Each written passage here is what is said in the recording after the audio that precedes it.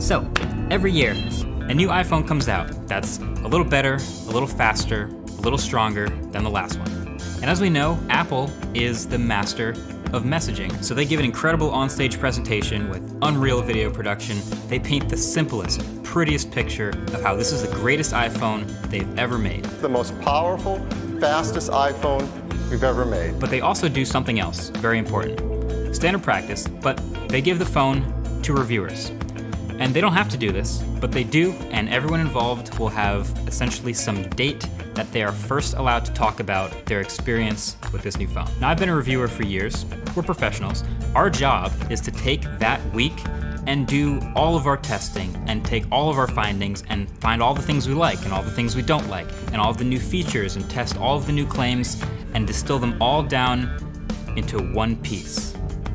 And that is a review. And if you time it all right, you can publish that review right when the contract we signed says we're allowed to. You might have heard of this. It's called an embargo. So that's what you're seeing when you see all this first wave of reviews and impressions videos about a product drop at the same time. The thing is, every single one of these reviews is fundamentally a balancing act because there's limited time. There is no possible way to meaningfully test every single new thing about every incredible new phone that comes out. And even if you do, how much time does that leave for writing down all these tests and then analyzing the results of these tests? And that doesn't even leave time for the production of shooting the video, of editing the video, the color correction, the music, all the creative choices you want to make. There's just too much. Being a video reviewer on YouTube today is like 9 different jobs in one. So, how do you decide what gets included in that review? And how much has to hit the cutting room floor? So every review has its own style. Some reviews you'll see are 5 minutes long, super dense. Some might be 10 minutes long. Even my own videos, reviews over the years have gotten somewhere in the 15 to 20 minute range, but that's in an effort to give you as much information as possible in as short a time as possible. I'm not trying to waste anybody's time. And don't forget, on YouTube, we also have audience metrics and retention to think about. It's a balancing act. So a review is basically the art of compressing and distilling as much useful information as possible into one piece. But because it's an art, everyone's gonna cut different things from different places and make different pieces. But not this video. In this video, there is no time limit. This is everything you could possibly want to know about my last 5 months with the iPhone 12 Pro and what I really think.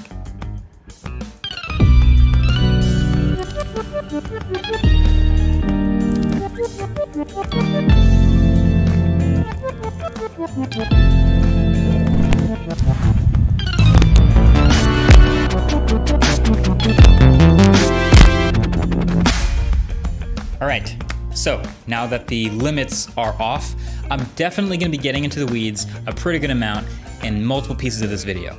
You'll know when it's happening, but I still think it'll be pretty fun when we do it. Now, if you're the madman or madwoman who's just gonna watch this whole video straight through to the end, well, you can see how long this video is. It's a good one, buckle up, grab a snack. But if your attention span isn't quite that long, well, you can see there are chapters below for all these different topics. So if you wanna get into the weeds on a certain topic you're curious about, you can do that too. Feel free to click around. Also, this video is mainly based on the iPhone 12 Pro that I've spent most of my last 5 months with, but anytime I reference other pieces of the iPhone lineup, the 12 mini, or the 12, or the 12 Pro Max, I'll mention that too. Let's get into it. 7, 7. So, the iPhone 12 series has a refreshed design this year, which is always a big deal in the phone world. The iPhone design just doesn't change as much as it used to. And I think that's pretty important. Design is really what most people look forward to and what seems to identify the iPhone forever. I mean, think about it. Most of the time when you see new iPhone leaks or headlines or rumors, it's mostly design stuff, right? You're looking at new case designs or new dimensions or what is the camera bump on the back of this year's rectangle gonna look like? Mostly because we already know the next year's iPhone is gonna be pretty similar to this year's iPhone, but we just wanna know what it's gonna look like. The look and feel in the hand is always the last, most exciting unknown. I happen to love the new, modern, super flat design of the iPhone 12 series. It's still a rectangle with rounded corners in a few different colors, but the sides are flat.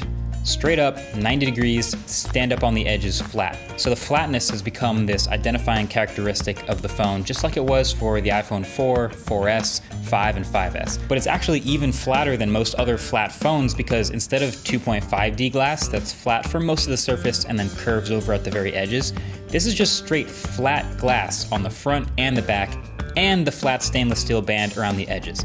So this has a couple of effects. First, it gave Apple slightly more internal volume in the same shape.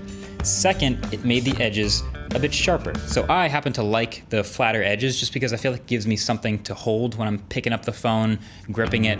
Some people though dislike it for the same reason because it can feel a little sharp, like it's sort of bumping into the corners of your hand.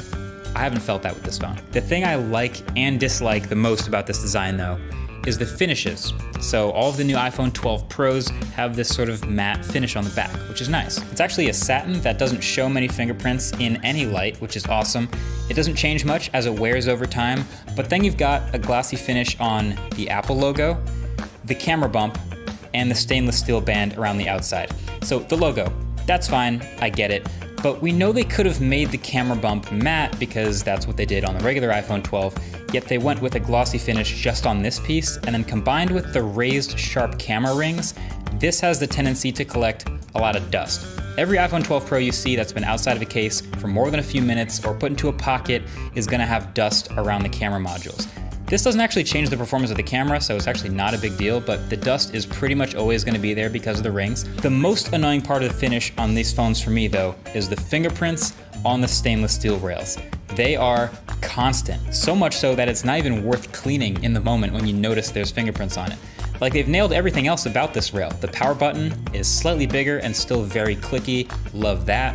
The mute switch is a staple that still works exactly as you'd expect it to. I'll talk more about the rest of the button behavior later, but basically my ideal iPhone 12 would actually be a hybrid between the matte back of the Pro and the matte camera bump and aluminum rails of the regular 12. But guess what? Most people put their phone in a case.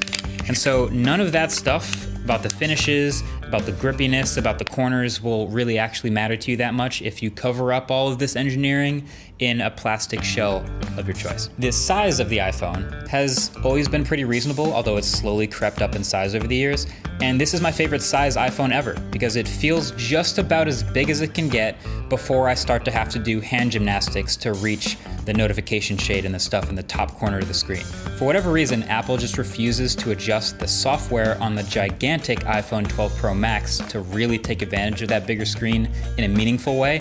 So I found the trade-off in cameras and battery for how annoying it is to use just isn't worth it. So the iPhone 12 Pro is a great size, the iPhone 12 is an identical size, and the 12 mini, if you can deal with the battery shortcomings, is the best compact flagship phone out there right now. I'll link my entire video about that below. A couple other things about the design though. This is a $1,000 phone. Let's not forget that, it's $1,000. And so there's a lot of these premium design, industrial design features, and this would be the perfect video to shout out a lot of those things that we typically skip and take for granted. So the whole body is sealed and IP68 certified.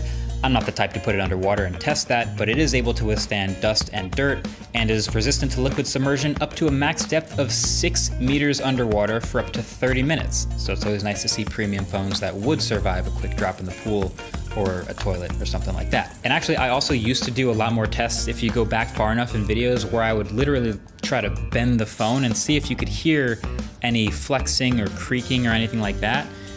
Phones these days just don't do that anymore, and this is no exception. So overall, just in terms of raw industrial design, the iPhone is exactly what we'd expected. It's great, it works great, it looks great, and it still has the widest, most vibrant ecosystem of accessories. The worst part about it is technically that lightning port in a world of USB Type-C, but to most iPhone users, that's just a default, and we already know Apple's trying to get rid of that anyway. I'll link a video with a like button or right up here in the corner to an entire video I made just about that topic. The best part though, I still think is actually the most underrated, the haptics. So I'm putting this in the design section because this is a consideration from the very beginning when Apple's laying out the internals of the iPhone. There is a massive space set aside inside for a very large taptic engine, as Apple calls it.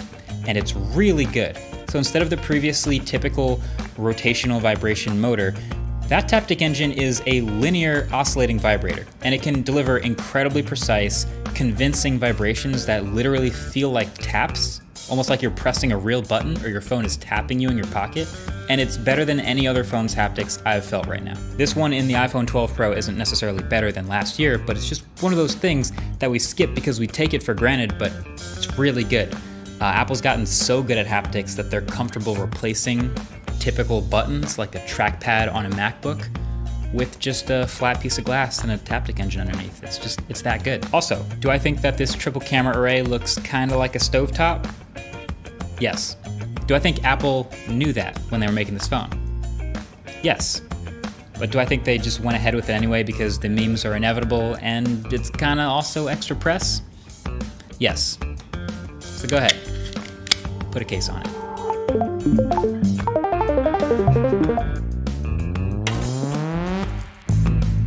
Ah, the screen of the iPhone. Always an area of great debate, just because how much do people actually care about the display? This has always been one of the most controversial areas of the iPhone. You remember the iPhone XR? This is a phone that launched at $749 and had a notably low resolution, slightly above 720p LCD screen, right? And part of the internet went nuts at this. Like, how could Apple, of all companies, be shipping such a garbage screen on paper in a $750 phone when pretty much every other Android phone at that price, even some cheaper ones, were 1080p at least? And even I was one of them, just holding that phone, watching a video on YouTube that I knew was 4K, maxed out at 720p, just felt borderline unacceptable. But it turned out, it was fine. It was fine. People bought the phone, they enjoyed it, there were blind tests, it passed, so it felt like all of those articles and headlines about this screen were for nothing, because Apple knew that people didn't really care about this sort of thing as much as we thought they should. But this is the same Apple that turns around and ships the iPhone 12 Pro with an incredible screen on paper, with Dolby Vision, a slightly higher 1200 nit max brightness, and a world-class color accuracy that I guarantee those same people don't notice. So the question might not be how good this iPhone 12 Pro screen is, as much as it's how much do people really care about its most controversial traits. And to me, that's a more fun angle. So on paper, the iPhone 12 Pro rocks a flat 6.1-inch diagonal display. Like I said, it's not too huge. It's a 2532 by 1170 resolution, which puts you at an awesome 460 pixels per inch. It's an OLED display that maxes out at 1200 nits max brightness, which gives it HDR certification and a 2,000,000:1 contrast ratio. It supports the wide P3 color gamut, True Tone automatic white balance adjustments, and it's coated in a fingerprint-resistant oleophobic coating. So, here's where it gets interesting. There's a huge notch at the top. So this gigantic cutout stolen from the top of the screen by the biggest notch in any new phone out right now.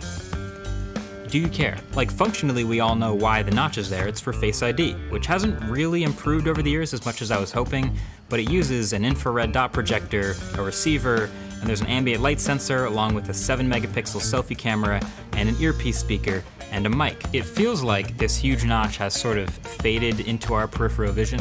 Like, other phones added notches around the same time as the iPhone X, and then over the years, they've all shrunken their notches, doing everything they can to minimize the interruption to a smaller notch, then to an even smaller notch, and then to a hole punch, and then even to developing tech to put the selfie camera behind the display itself. So the iPhone's notch is still exactly the same. It's massive. This is one of those things that, personally, I hate it every time I'm looking at it, but I've gotten used to it. And Apple's done the calculus clearly that most people have gotten used to it and don't mind it, and it's just part of the way the iPhone is. And rumors point to it getting slightly smaller next year, but it's not going away anytime soon. Even if we do get Touch ID behind the glass in the next iPhone, we're gonna continue to have Face ID. So my take is, fine, I get it. But I would really like Face ID to start working better, specifically at more angles. So like when my phone is in front of me on a table or on a desk, I wish it could recognize me from that angle and unlock without me moving it or leaning over it, because other phones with the fingerprint reader on the front let me do that. All right, so then there is the refresh rate. It's 60 Hertz. This is, as far as I know, the most expensive new phone that doesn't have a high refresh rate display yet. do you care? So my take, and you might have seen this coming, is I love me some 120 hertz. Absolutely. It's the best thing about a lot of the newest phones coming out, makes everything feel smoother and more responsive, and once you go 120 hertz, it is really hard to go back to 60, except for the iPhone. The iPhone is the smoothest 60 hertz phone, so that can kind of feel like the best of the worst or the worst of the best, depending on how you look at it. So a lot of this has to do with the overall performance of the phone, which is great, but I'll get into that later. But most of this has to do with the 120 hertz touch sample rate, meaning the layer beneath the display that tracks the touch input from your finger and tells the display to respond is refreshing twice as many times per second as a normal 60 hertz display. So it feels very responsive and really tight to the way your finger moves on the screen, and this is what iPhone users are used to. So that being said, the iPhone could still benefit massively from a 120 hertz display, and I know this because the iPad Pro has had a 120 hertz display since 2017, and it's incredible. So I'm bummed that the iPhone 12 Pro doesn't have a higher refresh rate screen, and I would be even more bummed if next year it also doesn't. But something to note is that iPad Pro is an LCD display, and one of the main reasons cited by iPhone defenders for why this phone doesn't have a 120 hertz display is because they wanted to go OLED too. And Apple couldn't find a supplier that could make as many high quality 120 hertz OLEDs as they'd need to satisfy their high quality control requirements and millions of units for the iPhone. So maybe next year. I'm really hoping. But you know what else they made some pretty big claims about for this iPhone screen? This new thing called ceramic shield. So the front of this new iPhone has a layer on top Apple's calling ceramic shield, which isn't ceramic, but it is kinda a shield. It's actually still glass, but with a sort of crystallized reinforcement. And Apple's big on-stage claim for this was 4 times better drop performance. So like I said in my original review video, I'm not the one who's gonna go out and drop the phone over and over to try to see if it somehow hits that 4x number. But what we did find out is it still scratches at a level 6 with deeper grooves at a level 7, and it will still shatter when dropped. It's not some magical next level solution. Glass is glass, and you know the rest. Thanks, Zach. But if there is any observable improvement in drop performance of the iPhone 12, it's most likely a result of the new flat design. Since these phones are so flat, the rails are much more likely to take some of that impact damage when you drop it, unless the phone lands completely flat on the face, which is unlikely. So with that stainless steel rail, it's going to absorb a lot of the impact. Or it could just be whatever screen protector or case you have on your phone, not the magic of some ceramic shield. So while I do appreciate the effort to trying to make better, more resilient glass on the front of the iPhone, it's not magic. Oh, and speaking of screen protectors, this is officially, unofficially, but officially, the easiest new phone to apply a screen protector to because of how perfectly flat it is, in case you're into that. Fun fact. So, the iPhone's display, incredible on paper, great color accuracy, flat, plenty bright and sharp, but also still has a huge notch at the top, still stuck at 60 hertz, and still scratches as easily as ever. It's glass. Par for the course.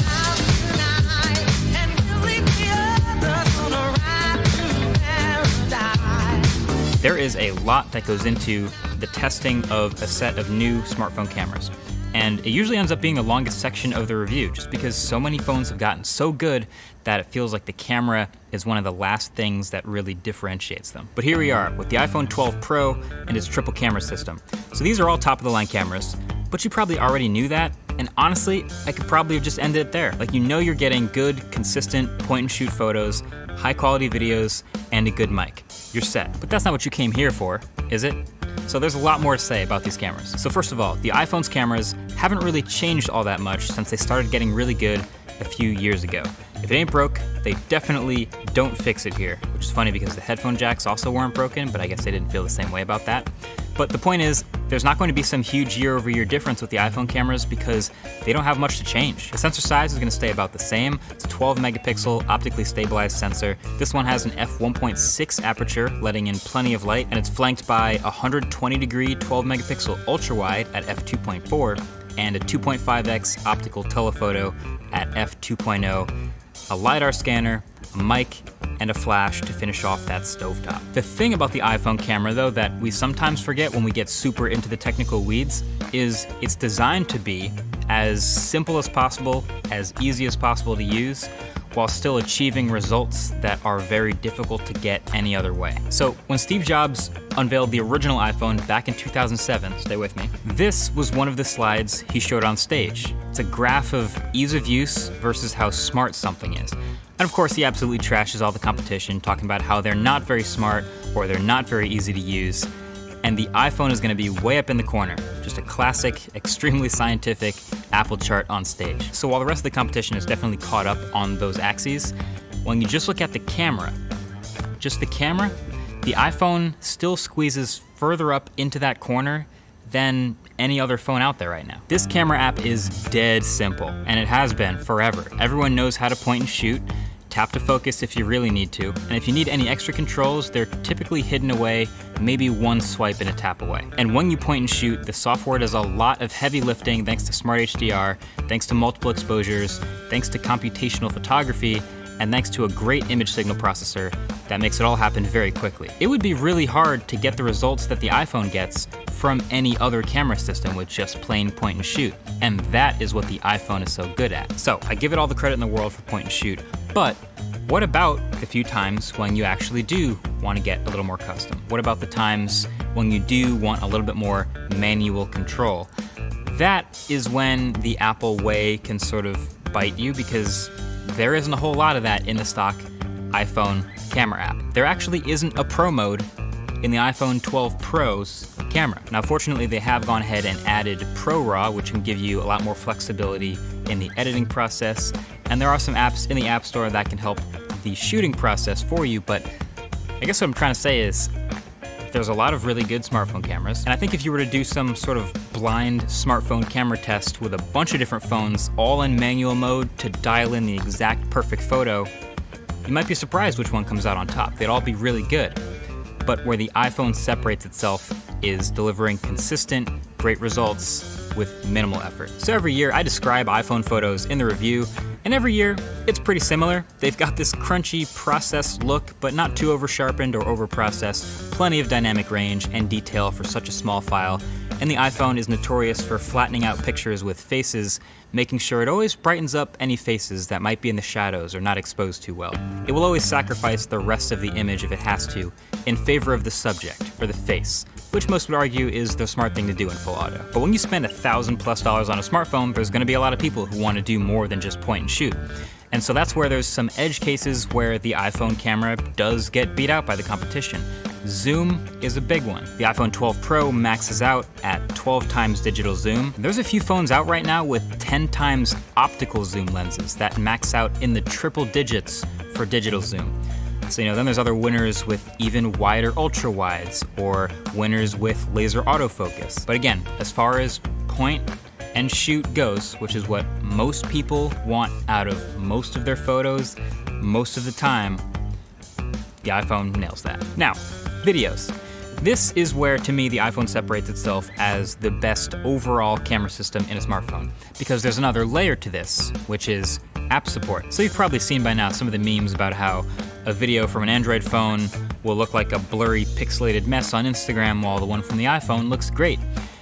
And there's a hint of truth behind that, and there's a reason for that. The truth is, a video shot on a high-end Android phone and the iPhone 12 Pro would be very similar.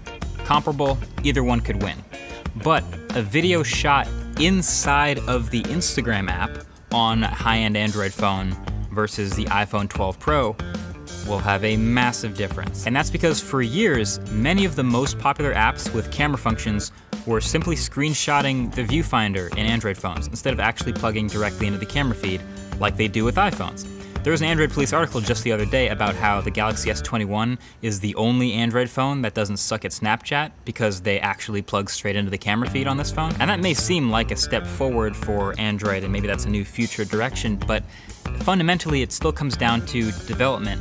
If I am a new app making something camera related and I can develop one version of my app for as many users as possible, I'm going to make an iPhone version, because that's one version of the app for many millions of people. And trying to make a bunch of different optimized new versions for a bunch of different Android phones will just be a process of diminishing returns. So it's cool to see a version once in a while for like the S21 Ultra, or back when the Pixel had the visual core, that would be cool once in a while, but the iPhone seems like it'll always have this development advantage, at least for the near future, which is actually the main reason why I carry an iPhone. So that being said, if you want all the in-depth info on the new cameras, plus the differences I found between the 12 Pro and the 12 Pro Max with the larger sensor, better stabilization, and improved zoom, yes, I did make a video about all those things, but bottom line here is it isn't much of a difference in most shots until you get to the edge cases, which is where that stuff can produce less noisy photos on the Max.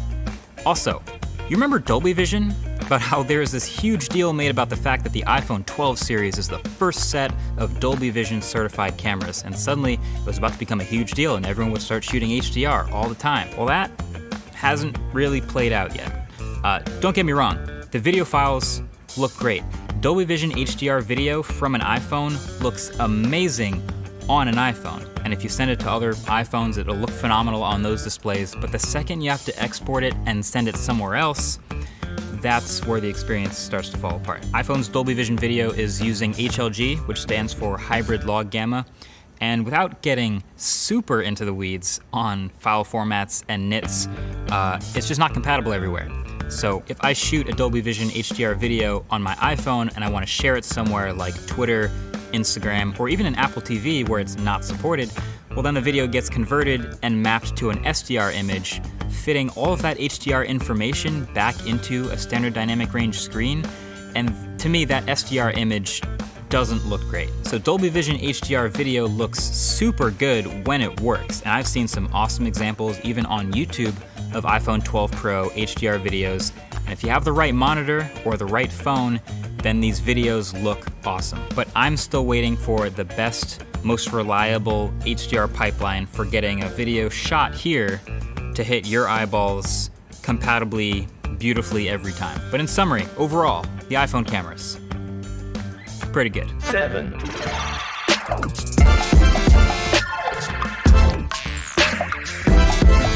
24/7. I think it would be foolish to overlook MagSafe. MagSafe is one of the most interesting new features on the iPhone 12 series, not because of anything amazing physically. I mean, it's just a wireless charging puck with some magnets in it that align with the back of the iPhone. Simple.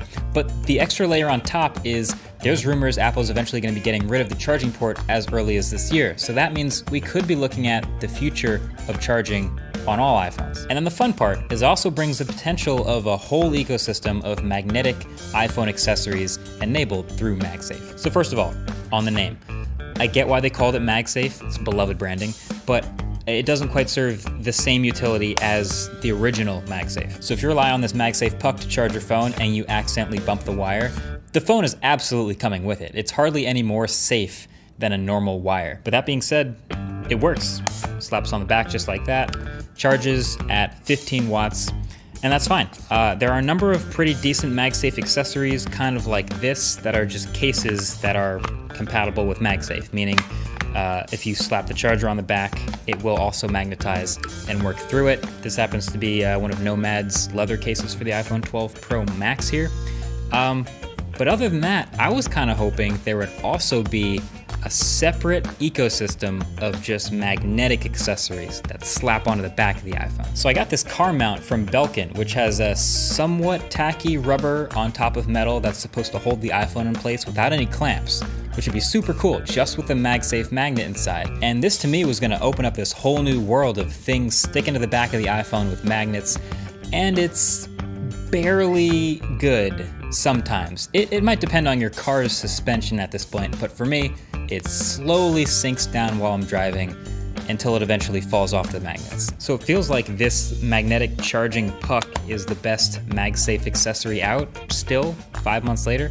Although there is some stuff in the pipeline by Moment that I'm hoping to get my hands on that looks pretty cool, that makes some big claims about also having a proprietary magnet array that's a little stronger. I'll believe it when I see it. But long story short, I'm calling it an accessory now, but it may be a necessity in the very near future, because if the next iPhone truly doesn't have any ports, then you will have to wirelessly charge your phone every single time. So I guess this MagSafe puck would be the best way to do that. The biggest bummer for me would really just be the charging speed. So wireless charging is already pretty inefficient, but there's a lot of innovation going on with companies pushing super fast wireless charging speeds, 40, 50, 60 watt wireless charging. Apple, Not doing that at all. MagSafe is 15 watts, period. Actually, it's 12 watts on the iPhone 12 mini. And even if you plug into a faster brick, it's going to limit that charge to that 15 watts. Long term, it is true that this is better for your battery health, and if you want your phone to last a number of years, then that's what you're getting here. Sometimes you just want to charge it fast, you know? I guess that's why they're calling it MagSafe, because for your battery, it is safe.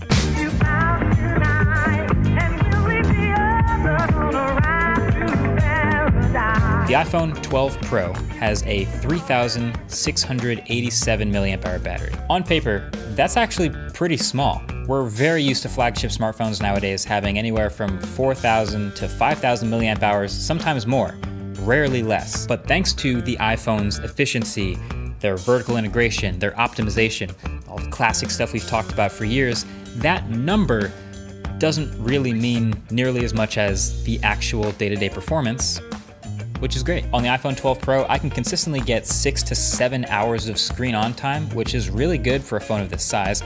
On heavier days though, with a lot more navigation or just more taxing use, maybe I'm pulling a lot of data or playing games or using the camera a lot, then it'll drop faster. The A14 Bionic chip inside is very powerful, so it can move through battery quickly enough to kill it in a day with less than 5 hours of screen on time. But for me anyway, that's a pretty uncommon day. So the only thing you really start to think about more and more after the phone comes out is longer term battery health. And to be honest, 5 months later still is a pretty short amount of time in the relative grand scheme of things as far as batteries go, but you want this thing to last 3, 4, maybe even 5+ years. And iPhones have a good history here, and this iPhone 12 Pro that I've been using still shows 100% battery health. And that's just kind of it for battery. Apple's kind of a bit boring in the battery department. I just was talking about it in the MagSafe section, but Apple has never led the industry in charging speed. They have never led the industry in battery size. And there are Android phones left and right doing split battery cells across foldable form factors, even doing split battery cells to do faster charging in parallel. There are phones doing 50, 60, even 100 or 120 watts, which is absolutely unreal and can get you from dead to full sometimes in half an hour. The iPhone has never done any of that. It's just a simple, modest-sized cell that lasts a reasonable amount of time.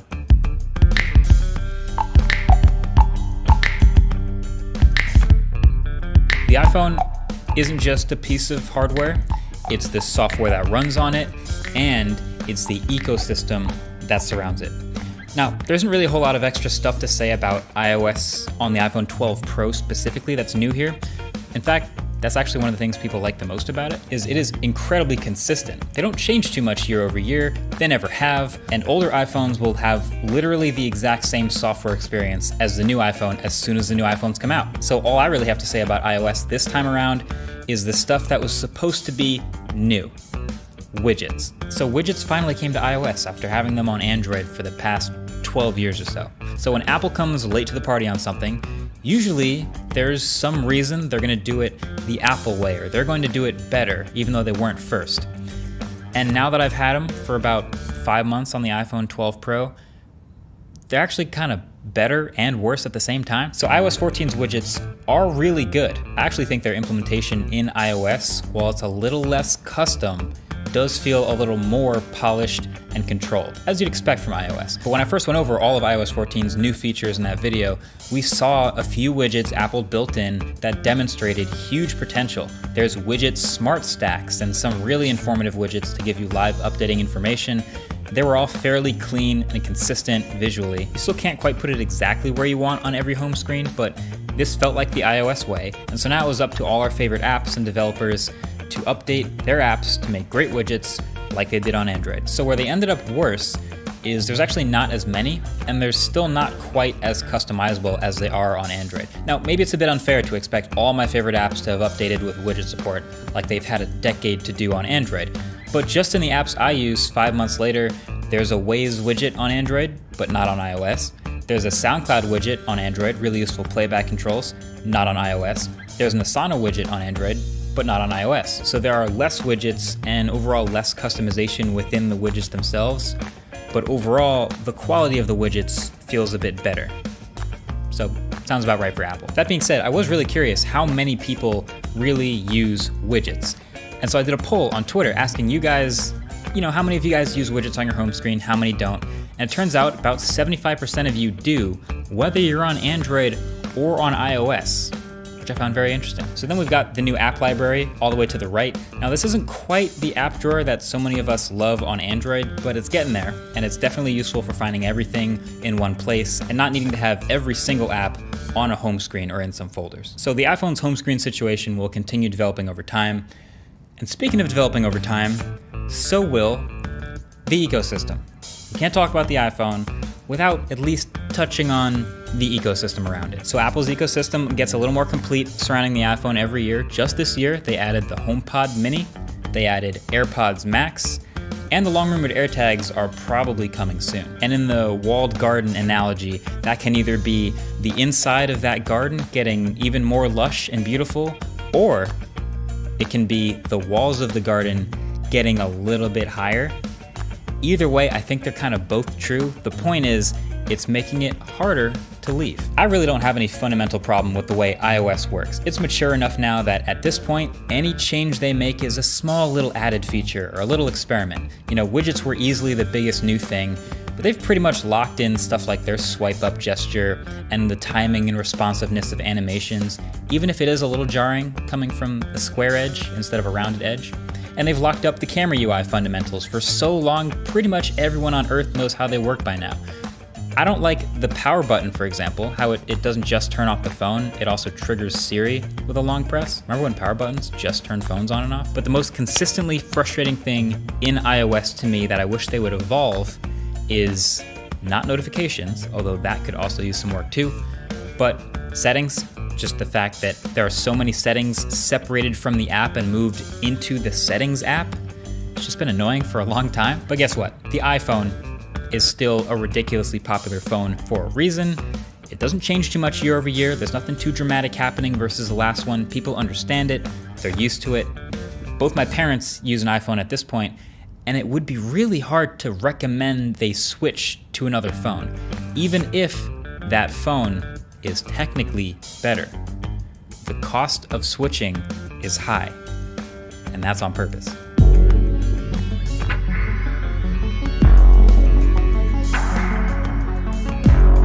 Okay, so the arrival of 5G on the iPhone finally. 5G's been a topic we've hyped up and talked about for a long time, and there were a lot of big promises made when 5G finally arrived on the iPhone. They opened their whole keynote with Verizon's CEO on stage talking about 5G for a while, so it had a lot of promise to it. Most notably, 5G just got real. Well, we have the benefit of hindsight now. Were they right? Did 5G just get real by adding it to the 12 series? No, mostly no. 5G rolling out to the world is an infrastructure thing. It is going to be a slow, literal building process for that to happen. So that won't suddenly happen quickly because of any one individual phone. That being said, yes, there are now many millions more 5G customers out in the world because of this new iPhone. But here's a more interesting question. Do you even want or need 5G in the first place? Because here's the thing, we've seen tons of promises of this wild, awesome 5G-enabled future with robo-taxis and remote robot surgeries and insanely fast internet speeds everywhere you go. But, as you saw in my 5G Explained video, we're not there yet. Realistically, 5G speeds are not actually that much dramatically better than 4G speeds. Sometimes they're a little better, sometimes they're actually worse. The rare exception to that is when you're in a stone's throw range of a millimeter wave tower, in which case you might get incredible speeds until you walk away. I actually demonstrated pretty clearly in my video that if you're within eyesight of that millimeter wave tower, you get fantastic speeds, but as soon as there's an obstacle between you and the tower, or if you literally even go behind a window or turn your back to the tower, then you're gonna lose some of that signal. So 5G is cool, 5G has a lot of promise for the future, but it is not going to suddenly get real because of one phone or any one technology. The one thing you can say about the iPhone, which is why they're using these terms, is there are now millions of people out there who are walking around with their first 5G phone. Some of these people will live in an area with 5G coverage and will benefit right away. Some of these people will live in an area that doesn't have it, but that's about to get 5G coverage in the next few years, and they'll see that benefit soon. And some of these people will live in an area with no 5G, and they won't benefit at all, those people can just turn 5G off and use the iPhone just like their last one. Also, one of the fun facts is if you didn't upgrade to a 5G phone, the millions of people who just left the 4G network with their 5G iPhones may actually make your 4G speeds a little bit better. To Apple's credit, they've managed to minimize 5G's effect on battery life pretty well. Some early 5G phones, and this happened with 4G too, had worse battery life because of how inefficient it is to constantly hunt for a 5G signal. And you might have even seen that now deleted tweet of a Verizon account asking people to turn off 5G to improve their battery life. But I actually found that the iPhone does a really good job with power management. It's well known now that it doesn't actually connect to 5G all the time. It really just switches it on when you're downloading something or using a lot of data when you really need it. If you're not, it might show you the 5G logo, but it won't actually be connected to 5G, and it'll save you some battery. And honestly, you probably never notice. So the effect on battery life has been minimal, and a step has been taken forward towards getting the world's internet users onto 5G. But it definitely didn't suddenly get real.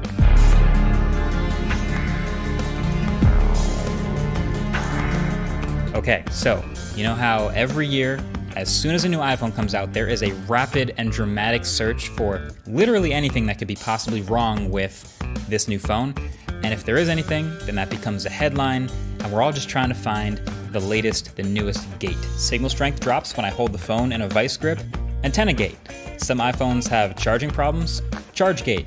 Maybe the iPhone can be bent in half. That's bend gate. I did an entire video called iPhone Gates Explained. You can watch that. But this year it's been pretty quiet, right? There's not that much controversial stuff about this iPhone, but I don't know, it just doesn't feel right. I feel like there's always gotta be something.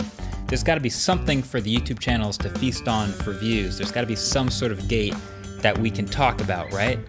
What is the gate? Oh, maybe it's the display again, right? There's always some sort of element of controversy with the screen. And this screen is nice, but it is a $1,000 phone with a comically big notch, and it's somehow still 60 Hertz, and Apple's getting away with it. So surely that's worth a gate, maybe? There's also been some occasional bubbling up of OLED tint issues. So I've seen a couple forums and YouTube videos talk about green tint on the iPhone's display. Hasn't really been enough of that happening for Apple to respond to it yet, but it's kind of out there. Or, oh, actually, maybe it's just the fact that it still uses Lightning. Actually, no, it's the iPhone. It uses Lightning every year. I mean, we knew they were never gonna go to USB-C for the iPhone. That's not really a gate. Actually, you know what? I think I know what it is. I think the bar for a gate is something that gets a response from Apple. It's gotta cross that threshold. Like, you have to find something that's so major that Apple's engineers didn't find and their testers didn't find, but it's such a big omission that Apple has to go then respond to you. That would be a gate. And maybe the only thing that qualifies for that would be.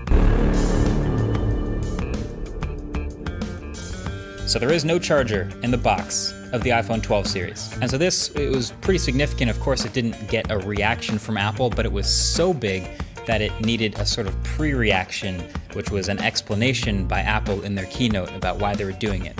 So we saw them take the environmental angle. You know, less chargers in the box means less e-waste when people would throw them away, less wasted space with packaging, and more iPhones shipped per truck, per train, per plane, per pallet. Efficiency. Saving the world. Now, when you actually break this down, yes, you are saving some e-waste by not shipping charging bricks that people could potentially throw away if they don't need them. But, on the other hand, the cable that ships with the iPhone is a USB-C to Lightning cable, and most people who own iPhones don't have a USB-C charger, so they have to buy that USB-C charging brick anyway, which is more packaging and more money, and now they're throwing away their old bricks, and it's kind of not really making any difference. So as much as we all hate this, and we can kind of see through the environmental angle, we can also sort of see how this is already starting to become normal. So since this iPhone shipped in a small box with no charger, the Xiaomi Mi 11 has also shipped in a small chargerless box, but they'll still give you a charger if you ask for it. And then the Galaxy S21 series did the same, but they're not trying to give you a free charger at all. When Apple does something, the rest of the industry takes notice, they're all watching, and they often react. And so just like we saw with the headphone jack, where there felt like there was about a 1-year buffer time, where you could make fun of what Apple was doing with the headphone jack before you delete all your ads making fun of them and copied them in your next phone, I feel like the buffer time is even shorter with this one. But the difference and the danger with this trend is all the innovation we've been seeing over the past few years in battery tech and charging tech and this like race to the fastest charging phone, does that just end? I really hope not. So that's what really makes this a gate, to me at least, is it's not just the, okay, Apple's not shipping a charger with the phone anymore, and ooh, look how greedy this seems like they're being, but the ripple effect that this inevitably has on the rest of the industry. And at the end of the day, I think that's what makes the iPhone such a fascinating product to begin with. Is, it started off by changing the world in 2007, but every time they update it after that, it has these second and third order effects on the rest of the smartphone world around it. That's what's so crazy about the iPhone. There are companies that make entire phones based on rumors of what Apple might do in a future iPhone, just so they can beat Apple to the punch. That is wild.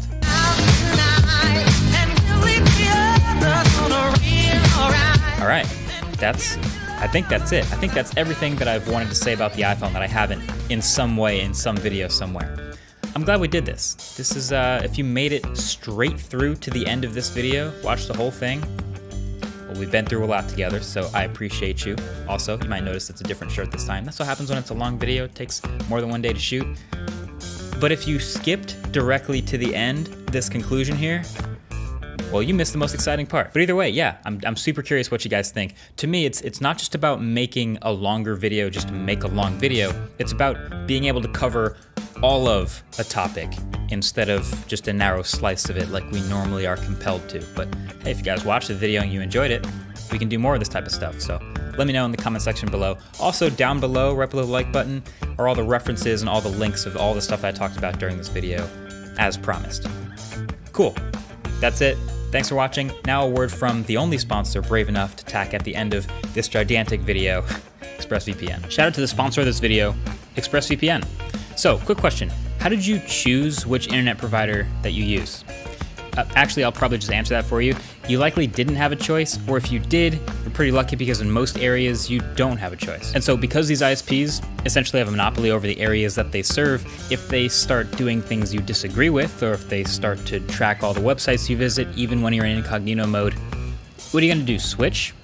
You can't. So using ExpressVPN stops this by rerouting your connection through a secure encrypted server so your ISPs can't see a thing. And also, rerouting your connection through a different server can actually be kind of fun. For example, if I want to watch Modern Family, it's not on US Netflix, no problem, I just connect to a server that's in the UK, refresh, and I can watch it. And it's not just Modern Family, you can get thousands of other shows on Netflix, basically unlocked just by switching your location when you use ExpressVPN. So if you don't want your ISP to have complete control and knowledge over every website you visit, and you want to unlock more shows, it's kind of a no-brainer. You can grab ExpressVPN today. And if you use my code or go to expressvpn.com/mkbhd, that'll get you 3 extra months free. Thanks again to ExpressVPN for sponsoring this video.